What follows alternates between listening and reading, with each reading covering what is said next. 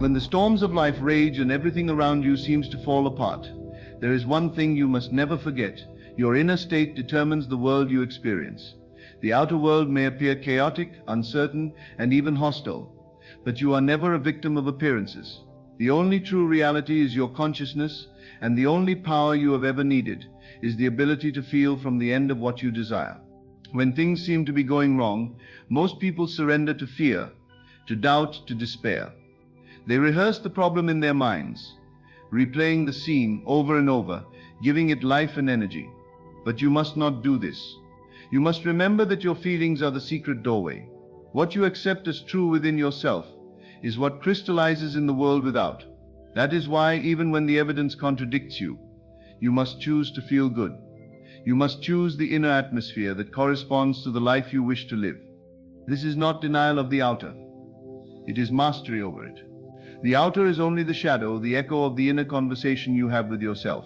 If you walk through the world rehearsing lack, rehearsing sickness, rehearsing betrayal, then the stage of life will faithfully play those parts. But if you dare, in the midst of contradiction, to claim joy, to claim peace, to claim abundance, then the stage must rearrange itself to reflect your inner choice. Feeling is the creative act. Thoughts without feeling are lifeless. They may flutter like paper in the wind, but they have no weight, no gravity, no power. It is when you feel, when the idea sinks into the depths of your being as though it were already true, that creation takes place. You must feel it real. You must embody the state of the wish fulfilled, even while the senses scream the opposite.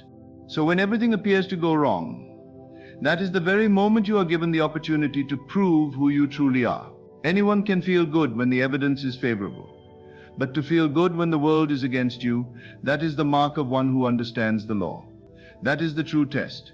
And when you hold yourself in that inner conviction, refusing to let circumstances dictate your mood, you rise above appearances and step into the creative power that shapes all things. Every difficulty is simply the shell that hides your miracle. Do not curse the shell. Break it open with the hammer of feeling. Do not dwell in the valley of fear. Ascend the mountain of assumption. The power is never outside you. The power is always your awareness, clothed in feeling, shaping, molding, calling forth what the senses cannot yet perceive.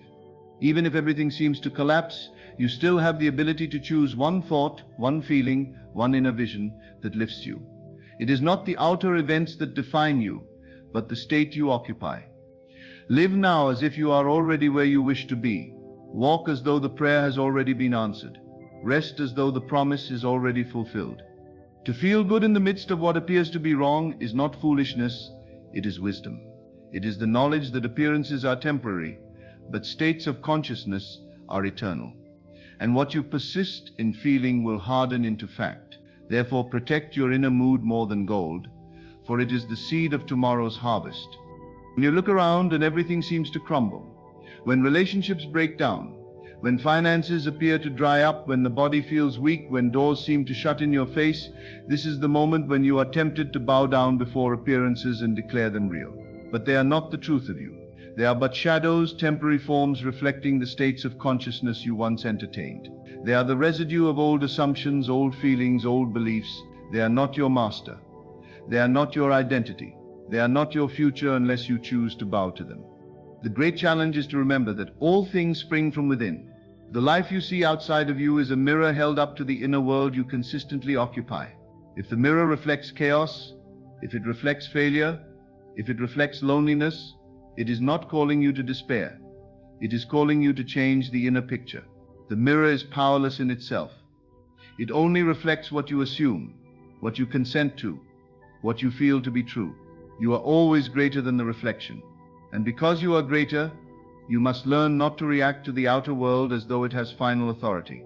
You must act from within, planting a new seed, dwelling in a new state, and then resting in the assurance that what is felt within will in time harden into fact. This is why you must choose to feel good even when everything outside tells you not to. Feeling good is not about pretending that nothing is wrong. It is about entering into the state of your desired outcome before it shows itself. It is about refusing to give your creative power away to fear. Fear is only imagination misused. Worry is faith turned backwards. Despair is assumption without hope. When you see this, you realize that you are never forced to feel these things. You may be tempted, but you always have the choice to shift your inner mood. And that inner mood, once shifted, will draw to you events, people, opportunities, and outcomes that match it. Consider this. When you walk into a room with a smile, with an air of calm and confidence, the very atmosphere changes. People respond differently to you. Circumstances unfold more smoothly. You have not changed the outer world directly. You have changed your inner state, and the world conformed. Now imagine applying the same principle, not only in a single room, but in the entire landscape of your life. Imagine holding a mood of fulfillment, joy, peace, and abundance, even when bills pile up, even when the phone call brings bad news, even when the body aches. Imagine refusing to yield your state to these appearances, but instead remaining anchored in the inner knowing that all is well, that your desire is already accomplished, that the power within you is greater than the evidence before you. What could stand against such faith? The reason many remain stuck in cycles of frustration is because they only allow themselves to feel good when the senses grant them permission. They wait for the bank account to increase before they feel secure.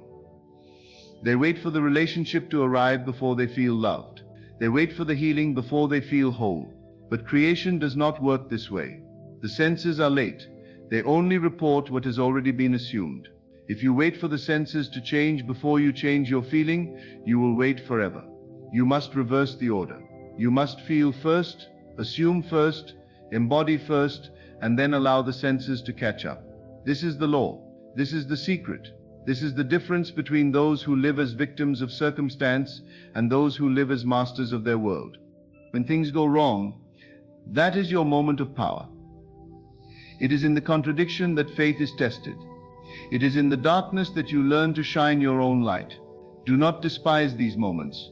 They are opportunities in disguise. They are the training ground for mastery.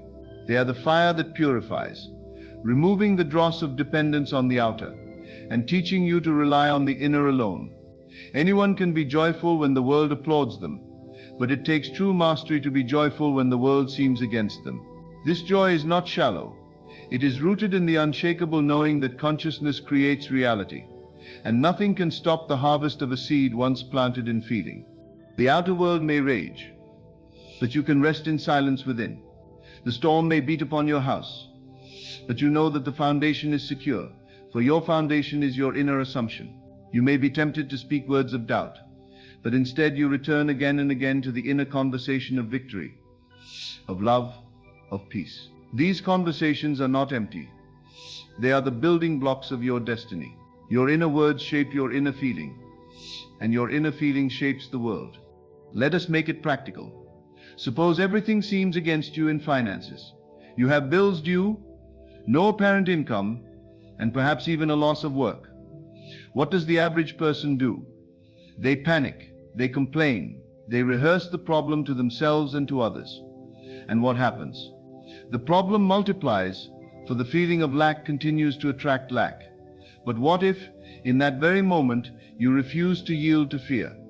What if you closed your eyes and assumed the state of abundance? What if you felt the relief of debts cleared, the satisfaction of financial freedom, the joy of generosity, the rest of security? What if you allowed yourself to smile, to breathe deeply, to feel good as though the solution were already here? Then you would be sowing the seed of supply. Then you would be stepping into the state that compels the world to bring forth provision. The phone call comes, the opportunity arrives, the gift appears, but all of it is drawn by your inner choice to feel good when everything looked bad. The same is true in relationships. When others misunderstand you, when betrayal wounds you, when loneliness surrounds you, do not surrender to the lie that you are unloved. That is the old mirror reflecting old feelings. Instead, step into the inner state of being cherished, of being valued, of being embraced by love. Walk as though you are already the beloved. Speak to yourself as one who is already chosen. Feel good even when the bed feels empty. For in choosing that state you summon the companionship that must come. The world cannot resist the one who holds firmly to the inner vision of love. And even in the body, when pain seems sharp, when weakness seems heavy, do not identify with the condition. You are not the pain.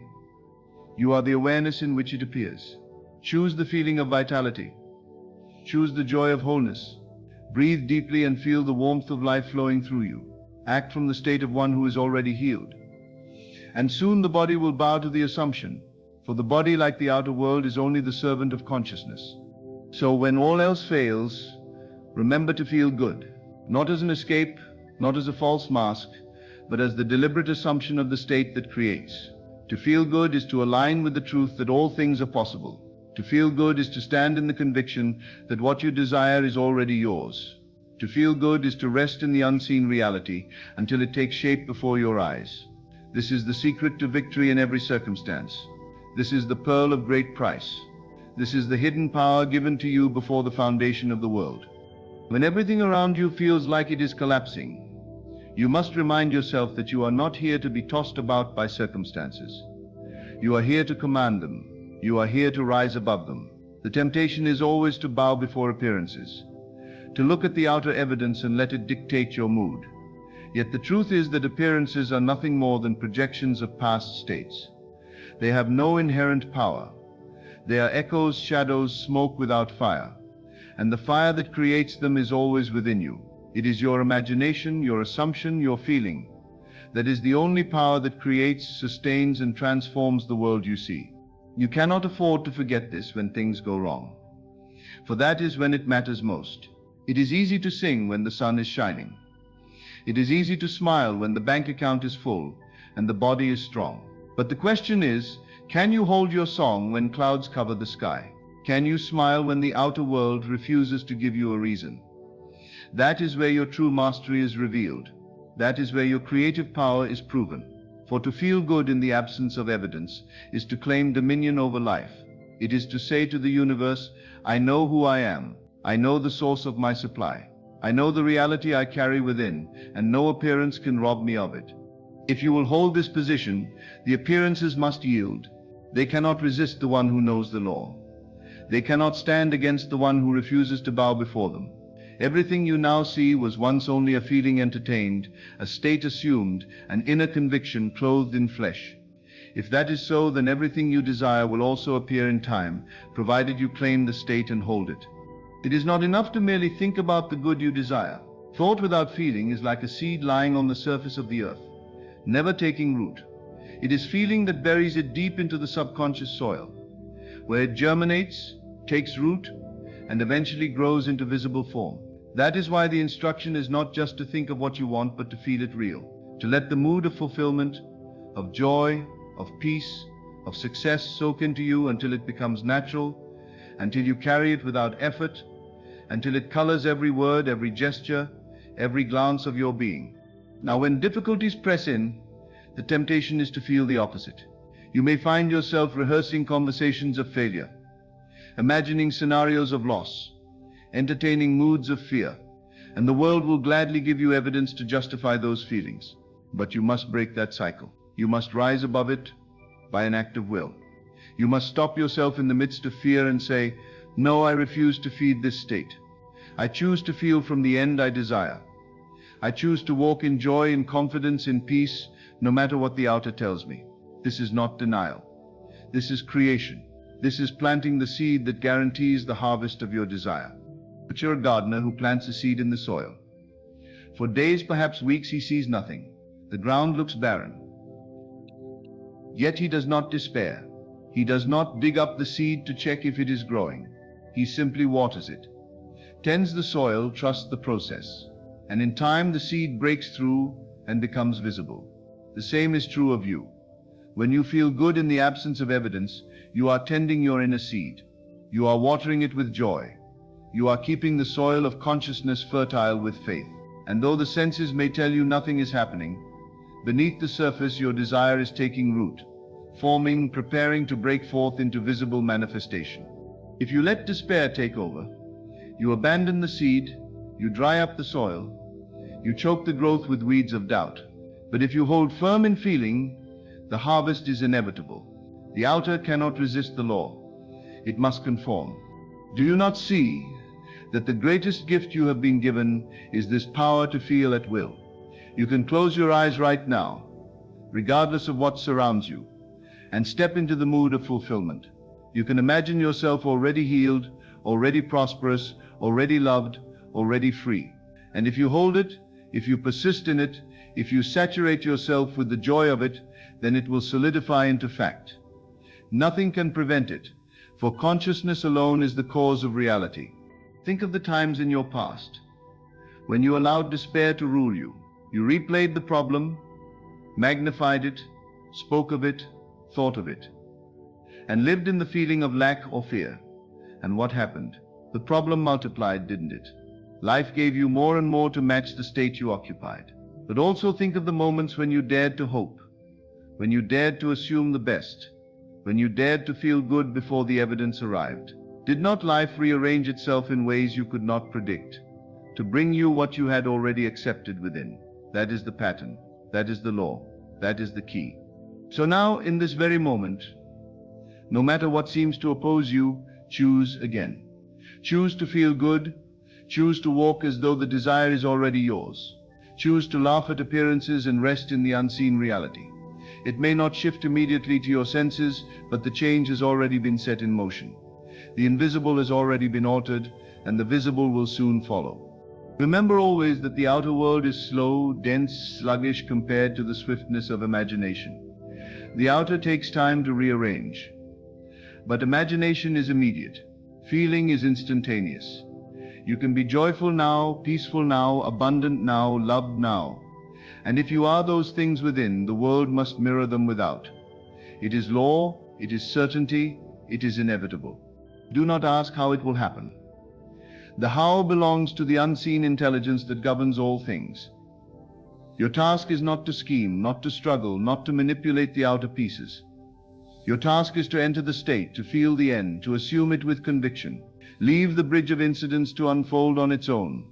Life knows how to bring the pieces together in ways far greater than you can imagine. Your only responsibility is to dwell in the state of the wish fulfilled, to feel good, to feel free, to feel blessed, even when all else contradicts it. And when you do, the contradictions themselves will serve you. The very obstacles will turn into stepping stones. The delays will become blessings. The closed doors will be revealed as protection. What once seemed against you will be seen as for you. For everything must bend to serve the state you hold. This is the mystery, that the world is but a servant to your assumption. It will rearrange itself endlessly to reflect the mood you refuse to let go of. Therefore, never surrender your joy to outer events. Never wait for circumstances to justify your peace. Never postpone your gratitude until things look right. Feel now what you desire to see. Live now in the atmosphere of your ideal. Guard this mood more carefully than treasure, for it is the seed of your future. To feel good when all is well is ordinary. To feel good when all seems wrong is extraordinary. And it is that extraordinary act of faith that unlocks miracles. Every moment is an invitation. Every trial is an opportunity. Every apparent setback is the stage upon which you can choose your true role. Do not choose the role of the defeated. Do not play the part of the victim. Choose instead the role of creator, of victor, of master. Choose to stand tall, smiling, assured, joyful, not because of what the senses show, but because you know who you are and what law governs your life. In doing so, you will find that what once pressed against you will bow before you, and what once seemed impossible will become inevitable. When the pressure mounts and the shadows of doubt stretch across your path, you must not surrender to them. You must not give them life by entertaining them. You must remember that what you consent to within yourself, you will meet without. If you choose despair, despair will echo back. If you choose anger, anger will shape your world. If you choose joy in the midst of lack, if you choose peace in the midst of conflict, if you choose faith in the midst of fear, then the very fabric of reality must adjust itself to confirm your choice. This is the power entrusted to you, the ability to feel beyond appearances, to stand in the unseen reality until it becomes seen. Consider how the world has taught you to live backwards. It has trained you to wait for proof before you believe, to wait for evidence before you rejoice, to wait for change before you allow yourself to feel differently. And yet this is why so many remain trapped, circling in the same patterns, chained to the same conditions. They wait for the mirror to change before they dare to smile. But the mirror can only change after they smile first. The world is the mirror. The inner state is the cause. You must reverse the order if you want freedom. So when all else seems to fail, When nothing gives you a reason to celebrate, that is the moment to celebrate within. That is the moment to laugh at contradiction, to rejoice in the unseen harvest, to step into the feeling of fulfillment, though the field looks barren. You are not deceiving yourself. You are creating yourself. You are not ignoring reality. You are shaping reality. For reality is not what your senses report. It is what your consciousness sustains. You must practice this until it becomes natural. At first it may feel strange. At first the old habits of fear and worry may try to drag you back. But persist. Catch yourself when the mind wanders into doubt. Do not condemn yourself, but gently return to the state of your desire. Close your eyes, breathe deeply, and clothe yourself in the mood of accomplishment. Let yourself smile, let yourself rest, let yourself breathe as though the promise is fulfilled. And the more you practice, the more natural it will become, until you realize you no longer need to try. You are simply living from the state itself. What you are feeling now is far more important than anything you have ever done in the past. For the past does not dictate the future. Only your present state does. You may have failed yesterday, you may have wept last night. But if you choose to feel good now, you set in motion a new chain of events. You have cut yourself free from the past and anchored yourself in the future you desire. Never let the past enslave you. Never say, "This always happens to me," or "Nothing ever changes." Those are seeds of repetition. Instead say, "I am new. I am whole. I am free. I am already what I desire to be." Feel it, rest in it, live from it, and soon you will see the evidence appear. A phone call you did not expect, a meeting that seems like coincidence, a door that swings open where once it was locked. These are not accidents. These are the world rearranging itself to match your assumption. But do not wait for them in desperation. Feel as though they are already here. That is how you call them forth. You may say, "But how can I feel good when I am surrounded by problems?" And I say, by choice. Feeling is not chained to circumstances unless you let it be. You are not a slave to appearances.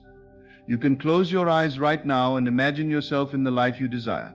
You can step into the atmosphere of peace, even in the midst of noise. You can choose gratitude when the world tells you to complain. This choice is always yours. And the choice you make repeatedly becomes the state you occupy. And the state you occupy becomes the world you live in. Do not underestimate the smallest acts of assumption. A simple inner smile, a quiet word of faith to yourself, a breath taken in calm assurance. These seem small, yet they are mighty. They shift the current of your being. They turn the tide. They plant seeds that will grow into mighty trees. Do not despise small beginnings. Do not say, "What difference does this little feeling make?" For the difference is everything. A single assumption, held consistently, can change the entire course of your life. Think of water dripping upon a stone. At first it seems the stone is unmoved, but drip by drip, day by day, the stone is shaped, carved, transformed. So it is with your inner feelings. Every time you choose joy over despair, faith over fear, love over resentment, you are shaping your destiny. It may not seem visible at first, but the transformation is inevitable. Persist long enough, and the hardest stone of circumstance must yield to the gentle persistence of your feeling. This is why I say, when everything is going wrong, remember to feel good. Not because the world deserves it, not because the evidence supports it, but because you are the master, and the world is the servant. The master does not wait upon the servant's permission. The servant obeys the master's command, and your command is your feeling. Whatever you feel deeply, consistently, and naturally, the world must obey. So walk now as though your prayer is already answered. Speak now as though your desire is already fulfilled. Rest now as though the work is already finished. Let your feeling precede the fact, and the fact will soon conform to the feeling. This is the way. This is the law. This is the power entrusted to you from the beginning. You may be tempted to say, "But this situation is too great. This problem is too big." And yet, what is a problem but an appearance? What is an obstacle but a shadow? The greater the problem appears, the greater the opportunity to prove the law. Do not run from it. Stand in the midst of it and declare yourself free. Refuse to bow to it. Refuse to feed it with fear. Feel yourself beyond it, above it, victorious over it, and soon it will dissolve. for no shadow can withstand the light of inner conviction. Life is always asking you one question. What state will you choose now? Every moment is a fresh chance to answer.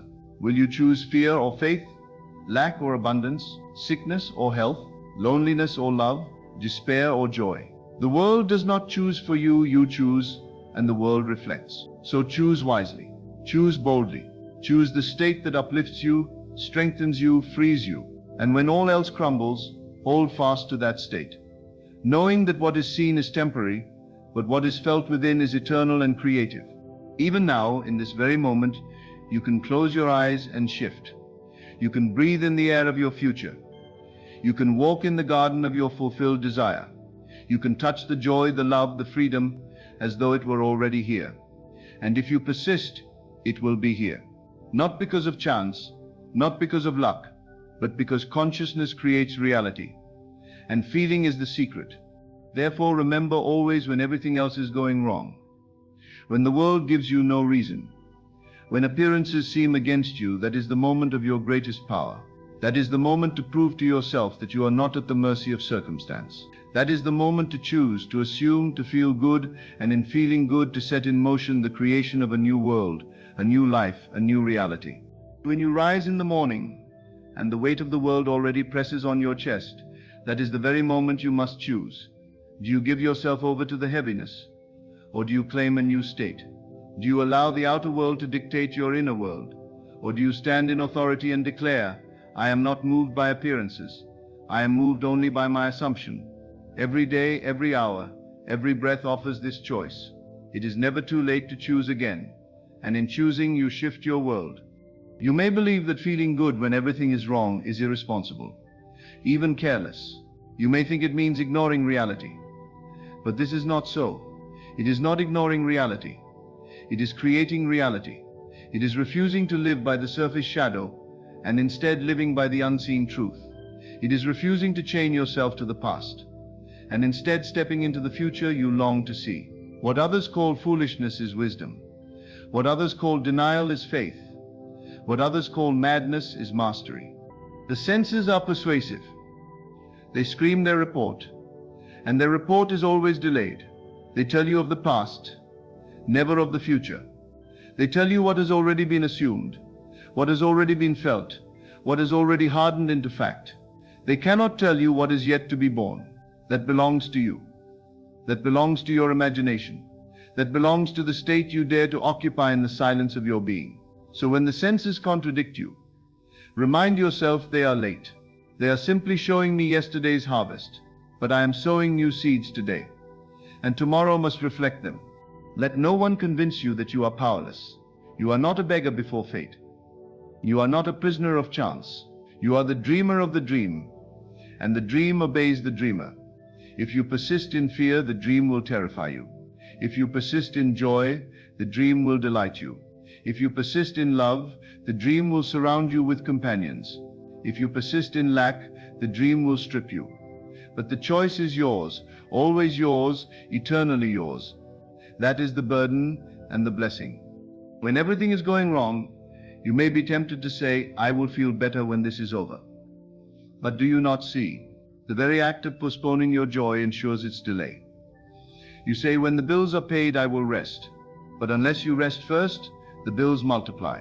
You say, when the relationship comes, I will feel loved.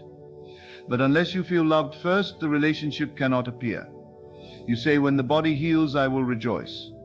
But unless you rejoice first, the body lingers in weakness. The key is to reverse the order. Rejoice now and the healing comes. Rest now and the provision comes. Feel loved now and the relationship comes. The world has taught you to live backward, but the law calls you to live forward from the end as though it is already done. This is why imagination is given to you. Imagination is not a child's plaything. It is the workshop of creation. It is not fantasy. It is power. It is the preview of the reality to come. Whatever you dare to assume as true in imagination and sustain with feeling must appear in your world. And so when everything appears wrong, close your eyes and imagine it right. When you are lonely, imagine companionship. When you are broke, imagine abundance. When you are sick, imagine health. Not tomorrow, not someday. Now, and feel it. Feel it as though you were there. Let the feeling overtake you until you forget the problem and rest in the solution. And in that rest, creation is finished. Do not think you must strain or struggle to create. Creation is effortless. It is not forcing the outer, it is accepting the inner. It is not pushing the world, it is assuming the end. The moment you feel it real, the work is done. The bridge of incidents that leads to its fulfillment will unfold naturally, without effort. All you must do is remain faithful to the state you have chosen, refusing to be dragged back into the old state by appearances. And when you falter, as you may, simply choose again. You are always free to choose again. Even if 10,000 times you fall into despair, 10,001 times you may rise again into joy. Do not condemn yourself for slipping. Do not curse yourself for weakness. Simply remember, the power is always here, always now, always within. You have not lost it.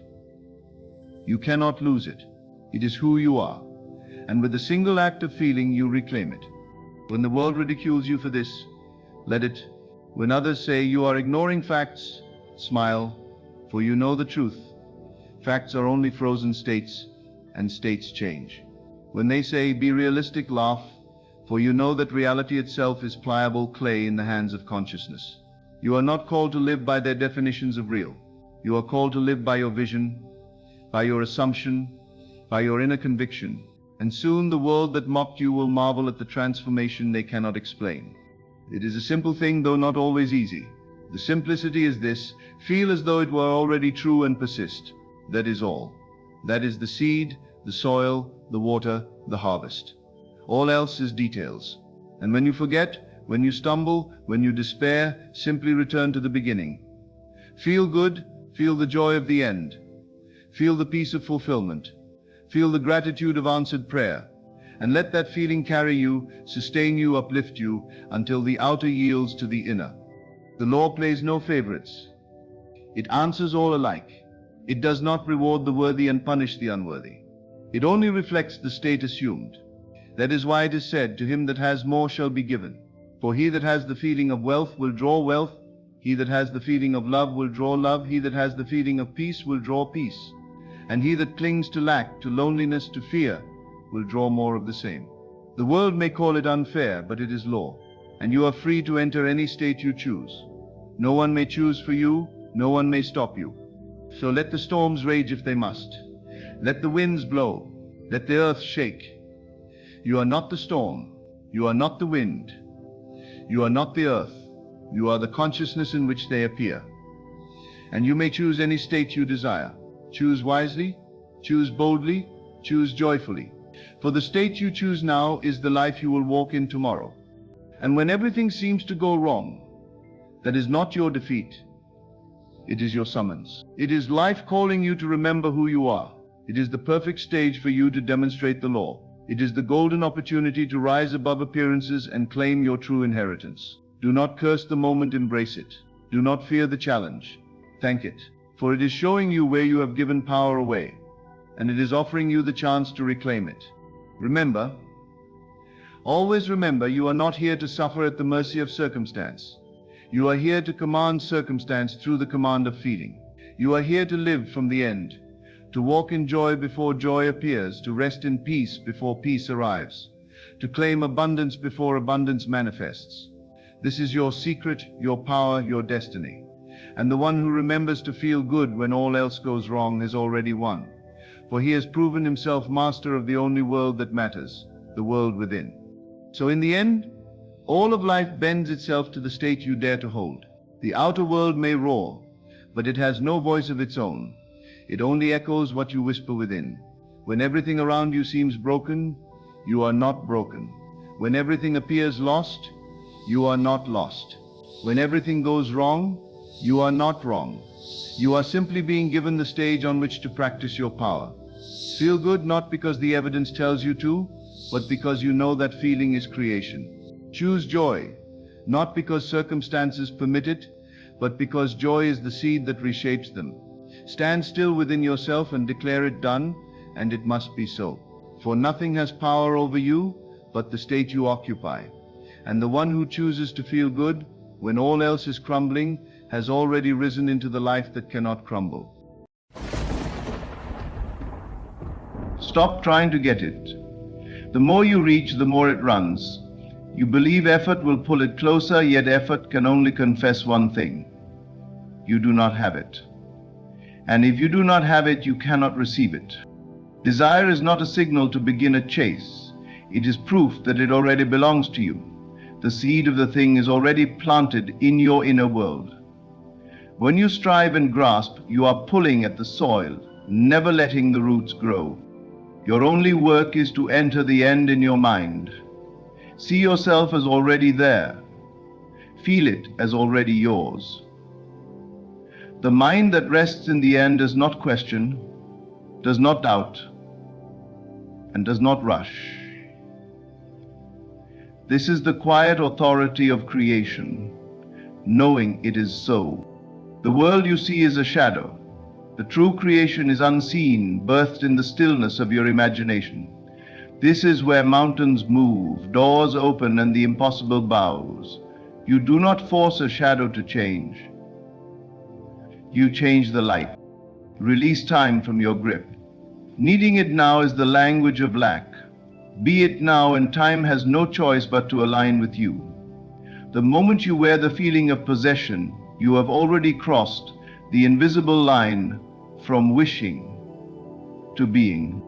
You receive not by getting, but by becoming. Stop trying to get it, and you'll have it, because in truth, you always did.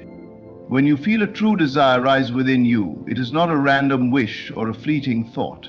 It is a signal, a whisper from a deeper reality. Desire is not born out of emptiness. It is born out of connection. The very fact that you can envision something, that you can feel the pull of it in your heart, is evidence that it already exists for you in another dimension. You could not long for something that is entirely foreign to your being. You cannot yearn for what has no possibility of being yours.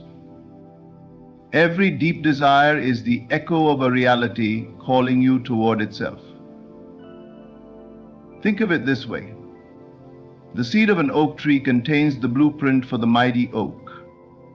The oak exists in potential form the moment the seed is planted. In the same way, when you feel that deep, persistent longing, the seed of your desire is already present in your inner world. You are not creating it from nothing. You are awakening to it.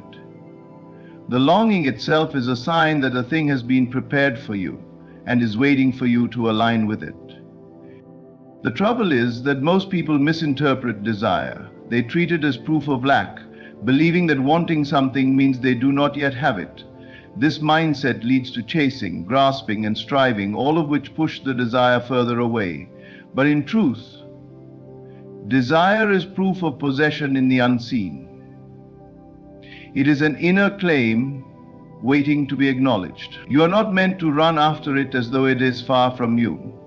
You are meant to accept it as yours in consciousness first, and then watch as it unfolds in the physical. When you recognize desire as ownership, your energy shifts. You stop begging the universe for what you want. You stop pleading for circumstances to change.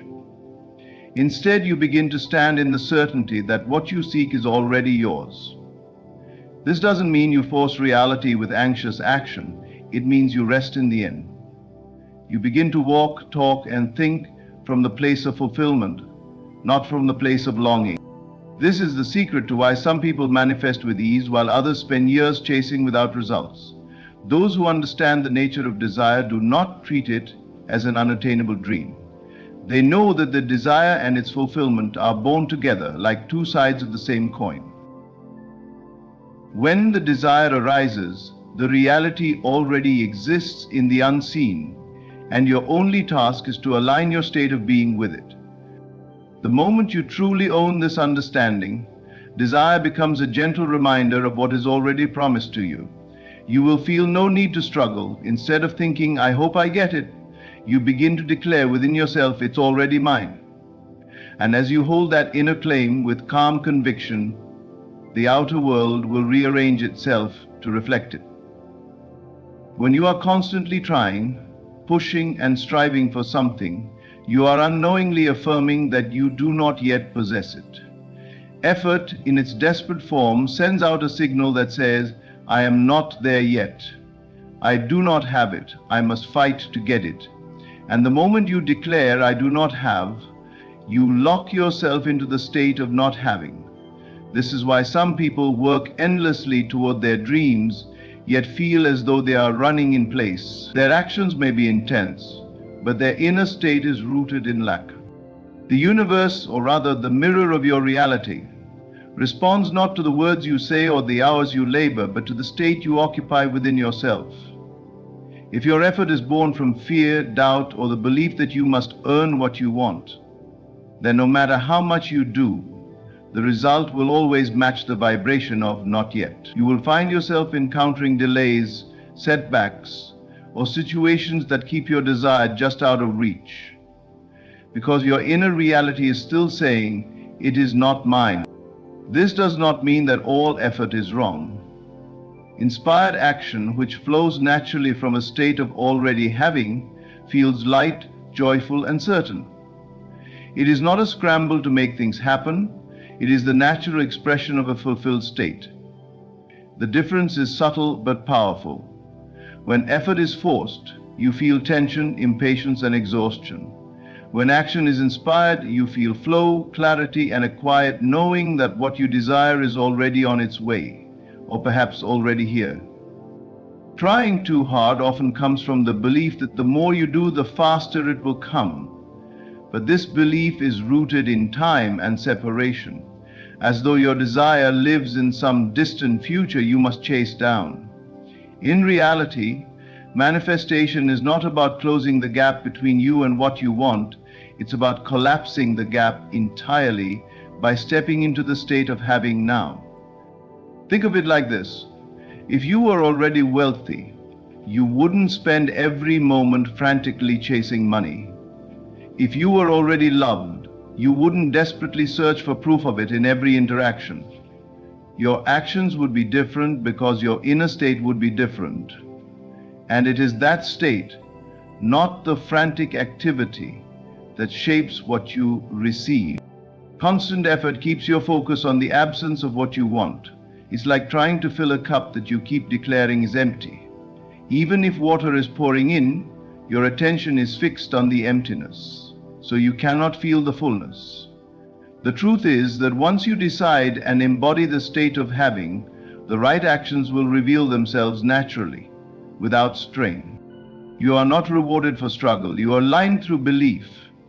The more you force, the more you confirm that you do not yet have. The moment you release the desperate effort and settle into the feeling that it is already done, you free yourself from the cycle of lack. From there, life moves effortlessly to match the certainty you now hold. When you rest in the end, you step into the position of one who already possesses what they once longed for. You stop standing at the door knocking with uncertainty and instead take your place inside the room of fulfillment. This is the great reversal. Most people believe they must first see results before they can feel satisfied. But in truth, satisfaction is the cause of results, not the effect. The end is not something you wait to experience. It is the place you begin from in consciousness. Resting in the end means that you allow yourself to dwell mentally and emotionally in the completed scene of your desire. You don't touch it lightly and then return to the world of doubt. You live there. You imagine as though the outcome has already unfolded, and you accept that imagined reality as the truest one. You speak from it, think from it, and act from it. You let the end be your starting point. This requires a quiet confidence, because the senses will often contradict you. The outer world might still display the opposite of what you want. Yet the one who rests in the end understands that the physical world is a delayed reflection of inner states. It is not the origin of change, but the result of it. When you stay faithful to the end in your mind, the outer reality eventually bends to match it. Chasing, on the other hand, keeps you in a constant state of seeking. To chase something is to admit it is not yet yours, and so you run toward a horizon that never seems to draw nearer. You tell yourself, when I have it, I'll feel at peace. But because your peace is conditional, it never arrives. Resting in the end breaks this cycle. It says, I already have it in the unseen, therefore I am at peace now. That peace becomes the magnet for the physical form. When you rest in the end, you also stop monitoring the process with anxious eyes. You do not dig up the seed every day to check if it's growing. You plant it once in the rich soil of your imagination, and then you live as if the harvest is certain. This is not laziness. It is the deepest form of trust. It is knowing that creation is finished, that your role is to align yourself with the completed picture, not to constantly remake it out of fear it might disappear.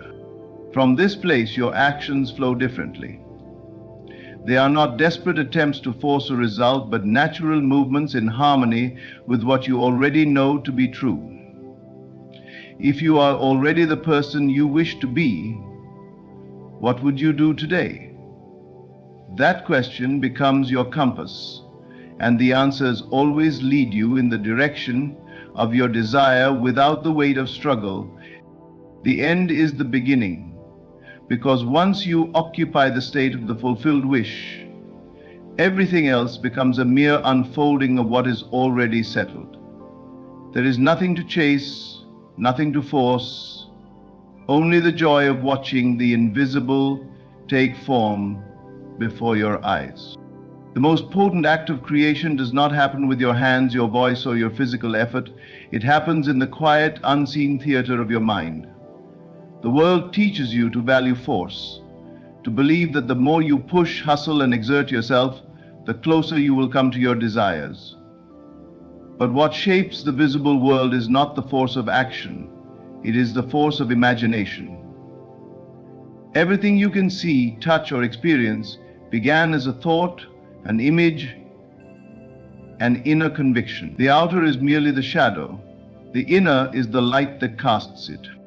When you rely on force alone, you are working with the slowest and most limited method of change. You are moving pieces around on the surface without addressing the blueprint beneath. It's like rearranging the furniture in a house without ever considering the foundation. It may look different for a while, but nothing fundamental has shifted. True and lasting transformation comes when you change the inner image, the mental movie that is playing in the background of your life. Imagination is not daydreaming for idle pleasure. It is the creative power that calls the unseen into form. It is the bridge between what exists in the invisible realm and what you experience in the physical. When you vividly imagine a scene that implies your desire is fulfilled, and you feel it as though it were happening right now, you are planting a seed in the deepest soil of reality.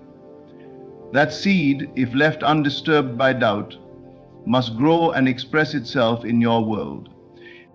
Force often comes from fear, from the belief that without constant control, things will fall apart. It exhausts you because it fights against the natural flow of creation. Imagination, on the other hand, works with that flow. It creates from a place of ease, certainty, and alignment. You can move mountains in the inner world without lifting a single physical stone, and once the mountain has moved in imagination, the physical must eventually reflect it. The great secret is that the inner act is already the finished creation. When you imagine vividly enough, you have already experienced the fulfillment of your desire in consciousness. The world outside is simply catching up. This is why inspired action feels effortless, because it flows naturally from the inner certainty that it is already done. You are no longer trying to make something happen, you are simply playing out in the visible what you have already completed in the invisible. Every great invention, work of art, or personal transformation has followed this pattern. The vision was held in the mind first, clear, detailed, and alive, long before it was shaped by the hands. The mistake most people make is to try to skip the inner stage, believing that sheer physical effort can substitute for the work of imagination. But without the inner image, effort is directionless, like rowing without a destination. When you understand that imagination is infinitely more powerful than force, you stop exhausting yourself trying to create change on the surface. You go straight to the source. You see the unseen, feel the unseen, and live in the unseen, until the seen has no choice but to match it. When you are constantly aware of when something will arrive, you are unknowingly declaring that it is not here yet. The very act of waiting ties you to the state of not having, because to wait is to acknowledge absence. Even when you say, "I want it now," you are still speaking from the vibration of wanting, not from the vibration of having. And so, you keep yourself suspended in a future that never seems to arrive, always just a little out of reach. Detaching from time does not mean you stop caring about your desire. It means you release the desperate countdown, the mental clock that ticks louder each day you do not see results. You no longer measure your progress by the outer signs. Instead, you measure it by your inner alignment. You ask yourself, am I dwelling in the state of the wish fulfilled? Am I feeling it is real now? If the answer is yes, then consciousness, you already have it. Time, in truth, is only a tool for the physical unfolding of what already exists in the unseen. The moment you claim something inwardly and live as though it is yours, the reality of it is already secured. The physical world simply needs its appointed sequence of events to bring it to your senses. But your inner experience of it can be immediate. You can wear the feeling of possession right now, without waiting for the outer proof. This is why detachment from time is so powerful. It removes resistance. When you demand that something appear by a certain date, you are really expressing doubt. You are saying, if it doesn't happen soon, maybe it's not working. That doubt becomes a barrier between you and the thing you seek. But when you drop the deadline and sink into the feeling that it is already yours, you stop interfering with the process. You let the current carry it to you instead of thrashing against the water. Living as if it's yours now is not pretending in the sense of denial. It's shifting your identity to match the fulfilled state. If you were already living your dream, how would you speak, think, walk, and feel? You begin to adopt those patterns today, not as a performance, but as a natural expression of your new reality. And as you do, the outer world begins to conform to this new identity without you needing to control the timing. You will notice that when you release time, the journey becomes lighter. There is no longer the constant anxiety of how much longer. You stop checking for signs every day. You start living your life with ease and confidence. And in that relaxed state, things often arrive faster than you expected, because you are no longer pushing them away with impatience. Detaching from time is in essence trusting the process. It is knowing that what is yours cannot be lost, and that the moment you align with it inwardly, the rest is inevitable. Time is not your master. It is simply the servant that delivers what you have already claimed in spirit.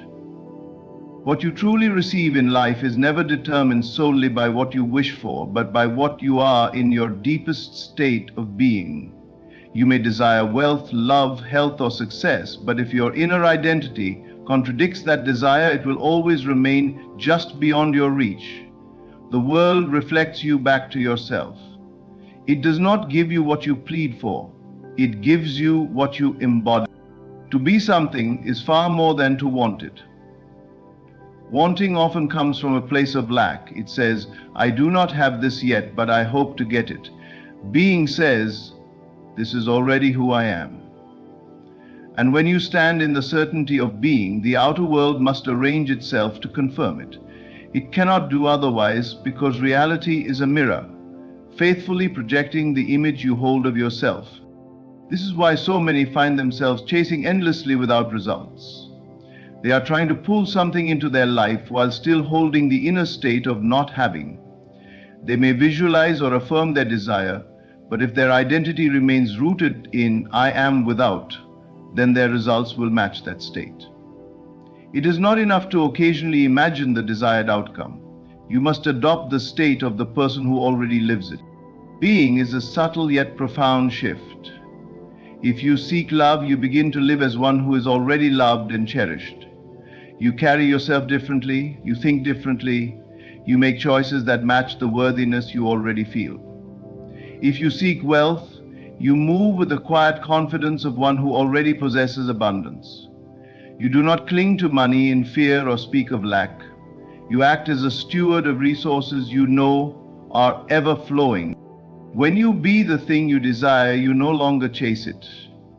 Your actions become a natural outflow of your state rather than desperate attempts to make something happen. You are no longer trying to force reality to give you proof.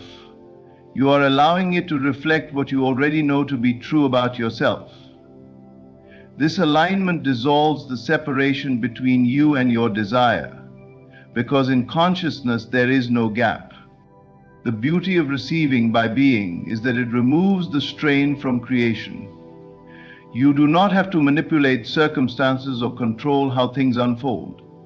Your inner state is the cause, and the effects will always match it. If you maintain the inner certainty of being, the outer evidence becomes inevitable.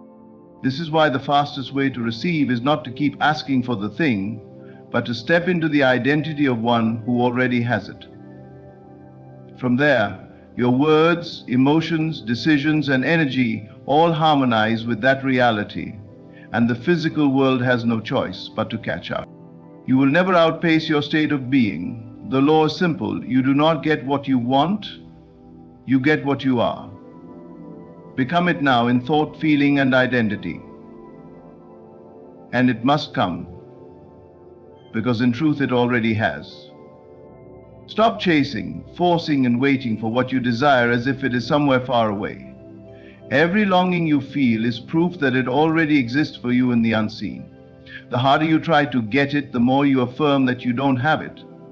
Instead, rest in the end. Use your imagination with certainty, release your grip on time, and embody the state of the fulfilled wish now. When you are it, you no longer need to search for it. Life will reflect it back to you in perfect form. Mission is finished. Your only task is to align with it. Say thanks. Thank you for listening. May you step into your desires today, not as a seeker, but as the one who already holds them.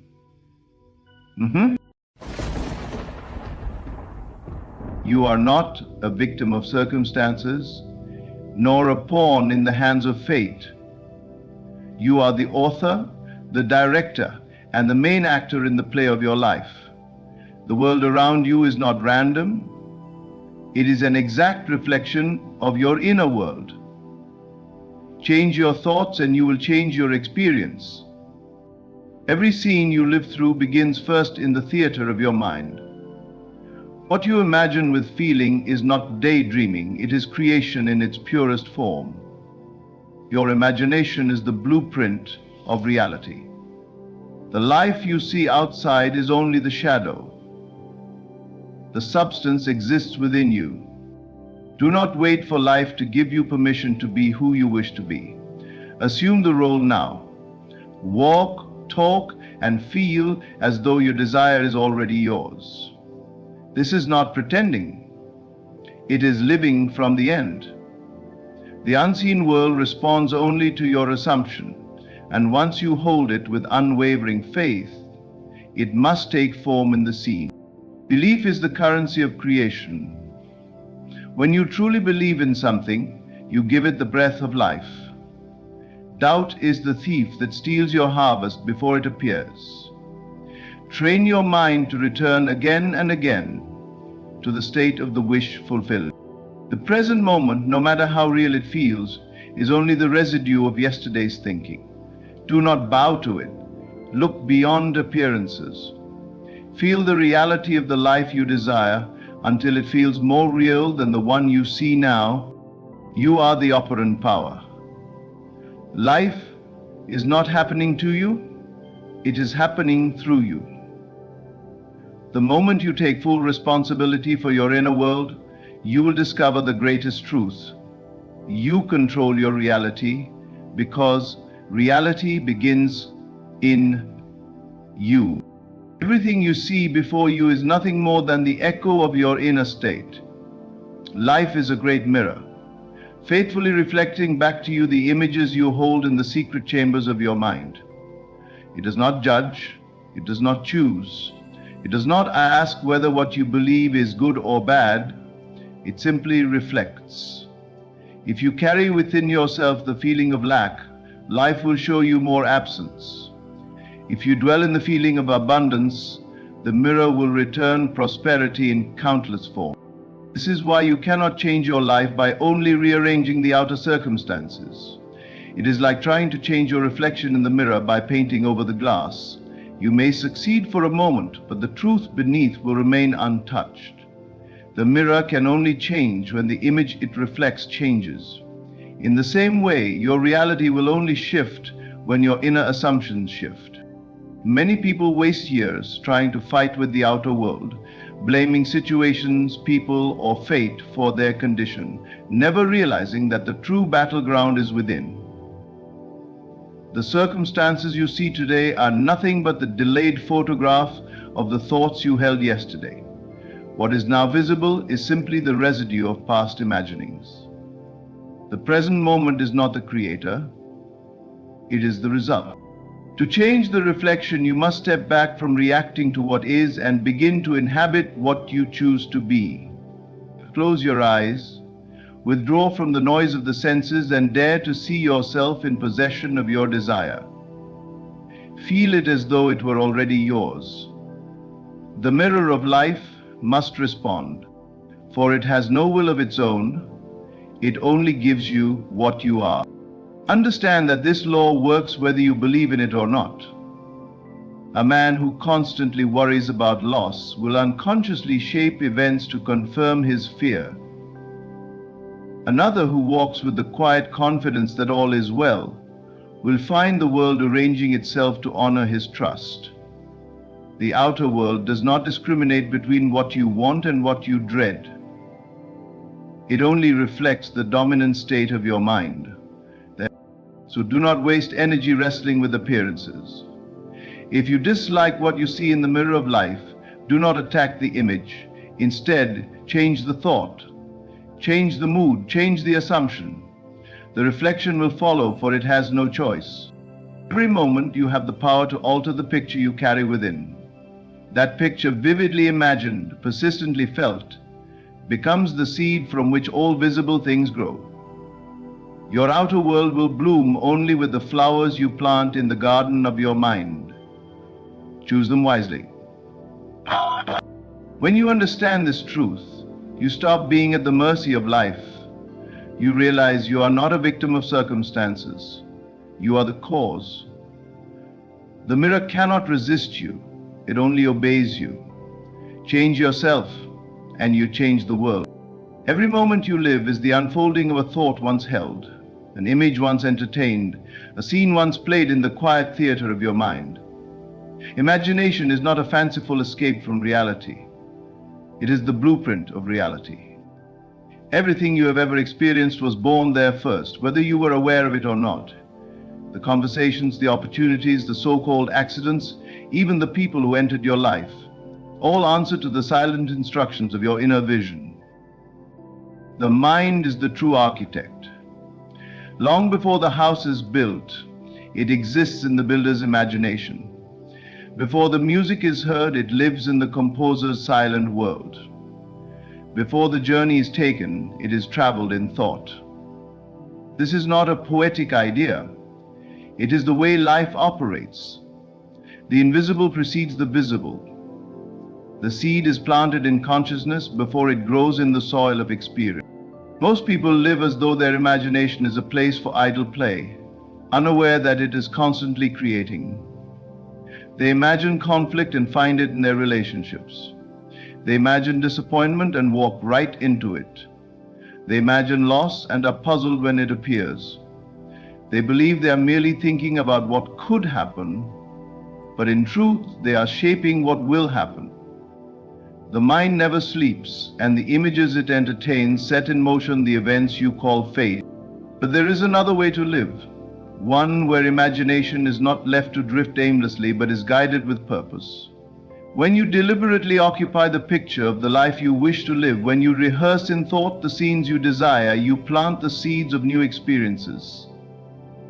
Feel the joy of the outcome now, not later. See yourself as the one who has already received it and walk in that inner assurance. Life has no choice but to arrange itself to mirror the world you carry within. Even the smallest shift in imagination can create profound changes in experience. A person who constantly imagines rejection will unknowingly speak, act, and carry themselves in ways that invite it. But let that same person begin to see themselves as welcomed, valued, and loved, and their energy changes. People respond differently, opportunities open, and what once seemed difficult now comes with ease. It is not magic, it is the natural outworking of an inner change. Imagination is the womb of creation. It conceives and nurtures the unseen until it becomes the seen. To treat it lightly is to live as a servant to circumstances. To master it is to live as the author of your own story. Every experience you meet tomorrow is already taking form today in the images you dwell upon. You cannot avoid creating, but you can choose what you create. When you recognize this power, life becomes deliberate. You stop waiting for luck or chance, and instead, you begin to see that the greatest gift you possess is the ability to imagine, and to imagine well. The state you live in inwardly is the silent force shaping every detail of your outer world. It is not what you occasionally feel that determines your life. It is what you dwell in day after day, moment after moment.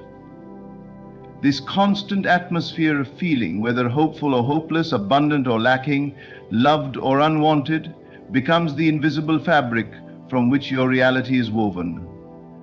You cannot rise above the state you occupy. You may speak words of success, but if deep within you carry the mood of defeat, life will faithfully return circumstances that confirm that feeling. In the same way, a person who inwardly walks in quiet confidence, regardless of appearances, will find doors opening where none seem to exist. Your state of being is like a magnet, drawing to you people, events, and situations that match its frequency. Most live without awareness of this truth, believing that their feelings are dictated by life. They react to circumstances, letting the outer world decide whether they feel joy, fear, or disappointment. But the flow is the other way around. Circumstances are shaped by the feelings you accept as your home. You may not control every passing thought, but you can choose the mood in which you habitually remain. Think of a person who constantly feels anxious. Even in moments of calm, they expect the worst. That expectation, that emotional climate, colors their perception and behavior. They speak in ways that reveal their fear. They hesitate when opportunity calls, and their choices silently weave together a reality that matches their anxiety. Now imagine another person who chooses, even in challenge, to dwell in a state of gratitude and certainty that life supports them. They carry themselves differently, see possibilities where others see problems, and naturally move toward experiences that align with their inner confidence. The outer world is not deciding for you, it is simply responding to you. It is like a tailor who takes the measurements you provide and fashions your life accordingly. The measurement is your state of being. If you wish to change the garment of your life, you must first alter the measurements. Change the mood, the inner posture, the feeling tone that you live in. This is why trying to force change in the outer world while remaining in the same inner state is futile. The result may briefly shift, but the old state will call back the old reality. Lasting transformation comes when you inhabit a new state so fully that it becomes natural to you. When it no longer feels like pretending, but simply like being, the outer world has no choice but to match it. Your state is the seed, and your life is the harvest. Plant joy, live in joy, and joy will grow. Plant resentment, live in resentment, and more of it will come. You are never a prisoner of circumstances. You are only ever a prisoner of the state you choose to remain in. Change the state, and the world changes with it. What you see around you right now is not the truth of who you are. It is merely the residue of who you once believed yourself to be. Your present circumstances are nothing more than the shadow cast by past thoughts, old feelings, and yesterday's assumptions. They are echoes of a state you once occupied. To mistake this shadow for reality is to chain yourself to the past. Most people make this mistake. They let what is visible dictate what they believe is possible. They measure their future by the evidence of the present, never realizing that the present is yesterday's news. It cannot be changed by worrying over it, complaining about it, or resisting it. The only way to truly transform it is to turn your attention away from it and begin to create anew in the mind. This does not mean ignoring responsibilities or living in denial. It means refusing to give the weight of truth to something that is already passing away. If you continue to focus on what you dislike, you breathe life into it and keep it alive. But the moment you withdraw your attention from it and fix your mind on what you desire, you start to dissolve the old and build the new. Your new thoughts are already shaping your future. Every time you imagine the outcome you want and feel it as real, you are planting seeds that must in time break through the soil of life. The future is not a random accident. It is the natural harvest of the inner seeds you sow today. If you feel trapped by your current reality, the escape is not found in fighting against what is, but in creating what will be. Close your eyes to the limitations of the present. See yourself already living the life you want. Let the emotions of that imagined reality fill you now. Walk through your day carrying that inner knowing. Do not look to the outer world for confirmation. It will not show you proof immediately. The outer world is slow to catch up, but it must eventually match the inner picture you consistently hold. Consider the farmer who plants a seed. He does not dig it up the next day to check its progress. He knows that growth is certain if the seed is nurtured. Likewise, when you plant the seed of a new reality in your mind, you must nurture it with faith and attention, not uproot it with doubt and impatience. The present moment is nothing more than the visible record of old imaginings. It will fade. What will replace it depends entirely on what you choose to imagine and believe now. Ignore the shadow and focus on the substance, the vision within. Hold it, live in it inwardly, and trust the process. Soon the world will catch up to the reality you have already claimed in your mind. Faith is the invisible bridge between the unseen and the seen. It is the quiet certainty that what you have imagined already exists, even before there is a trace of it in the outer world. This is the golden key to transformation. Believing before there is any proof. Without this inner assurance, your desire remains only a wish, floating without roots. With it, the unseen is compelled to take form. Most people live the opposite way. They say, "I will believe it when I see it," not knowing that this attitude keeps them locked in their current reality. The truth is reversed.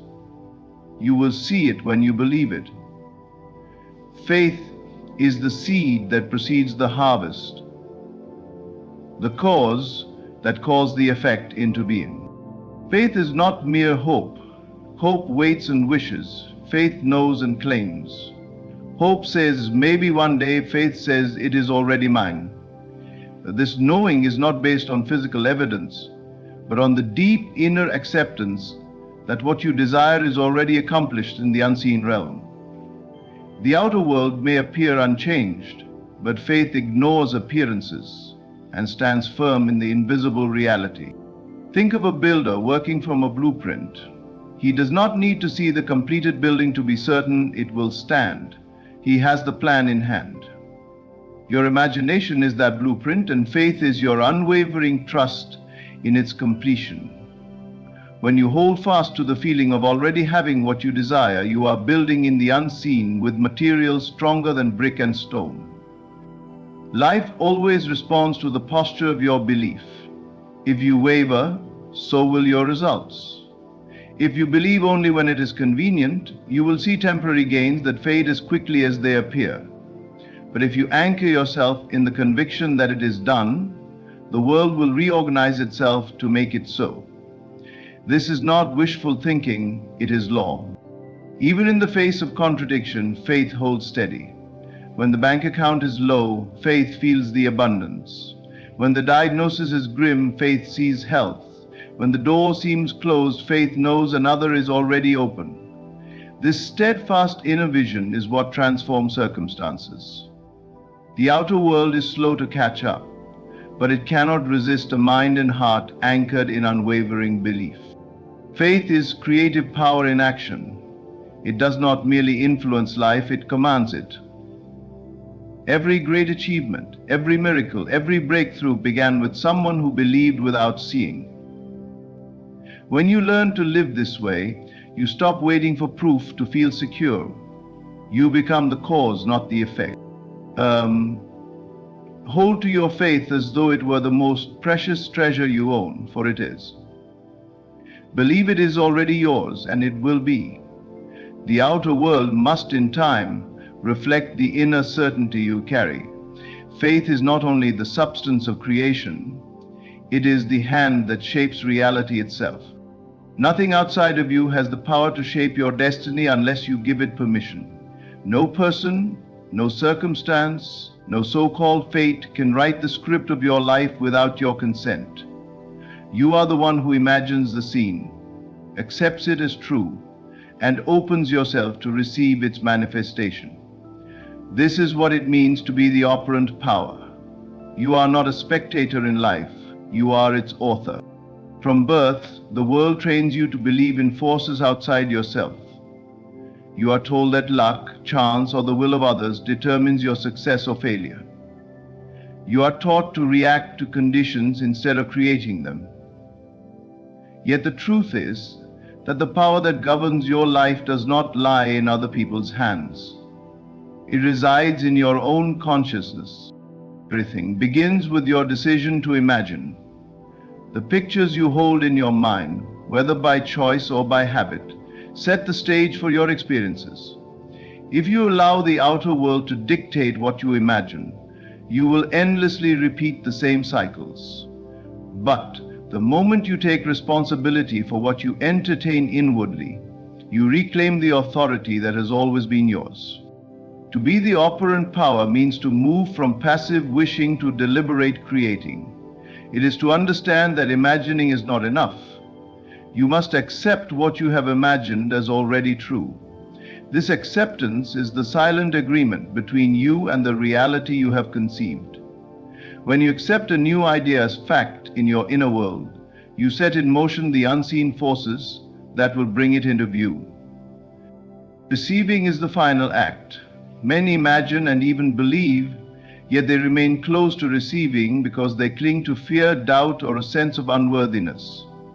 To receive is to stand in readiness, knowing that what you have accepted inwardly must appear outwardly. It is to live as though it were already so, without demanding to know how or when it will arrive. You are never at the mercy of the world, you are only at the mercy of your own assumptions. If you believe you are powerless, life will mirror that belief. If you believe you are guided, supported, and capable, life will mirror that instead. The mirror does not choose, it reflects. Once you grasp that you are the operant power, excuses fall away. You stop blaming others, you stop waiting for rescue, and you stop pleading with life to be kind. Instead, you begin to create deliberately, shaping your inner world with the precision of an artist. You learn that the true power is not in controlling others or forcing events, but in mastering your own imagination and acceptance. You are not here to be a bystander in your own life. You are here to direct it, to mold it, to breathe life into it through the visions you hold. The pen is in your hand. No one else is writing your story. You are.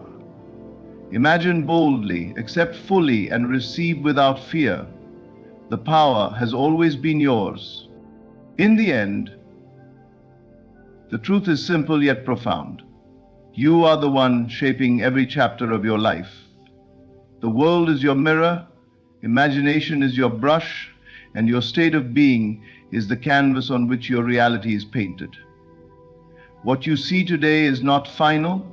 It is only the outpicturing of what you once believed. And right now, in this very moment, you hold the power to choose again, to ignore the shadows of the present, to plant new seeds of thought, to walk in the faith that they are already yours, and to remember that no force outside of you determines your fate. You are the author, the creator, the operant power. Live from this knowing, and life will answer to the vision you dare to hold. Thank you.